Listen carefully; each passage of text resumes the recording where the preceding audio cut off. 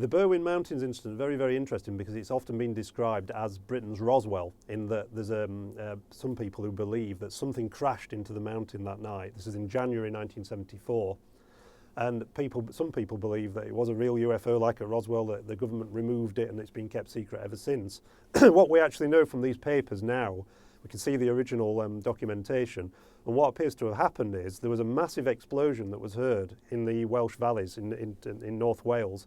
People sort of heard this and thought there'd been an air crash, and lots of people rushed outside. This is late at night, one night in January. While they were milling around in the streets and looking up in the sky, they could see all these bizarre lights flying through the sky, green fireballs, they were described as, some of them. And of course, people linked the two things together. They called the police went up on the mountain, searched, couldn't find anything. RAF Valley Mountain Rescue Team went out, flew over the area, no sign of an impact. So it was all a bit of a mystery. A couple of days later, it was confirmed that the actual explosion didn't come from the sky, it came from under the ground because it was a mini earthquake that had been registered on the Richter scale.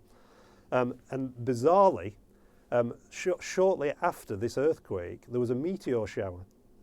So astronomers had seen these meteors. So it was just one of those things where everything comes together and creates a UFO legend. But what had actually happened was there'd been an earthquake, people had gone outside, looked in the sky and seen these lights, and there were actually pieces of rock from outer space that were burning up. So there is a factual basis to the story, in the same way that with the Roswell incident, the original Roswell incident, something happened. Even the American Air Force admit that something happened. It's just that they say it was a secret balloon test, and the people who believe in aliens think it was a cover-up of a crash flying saucer. Why do you think Wales is such a hotbed for UFO activity?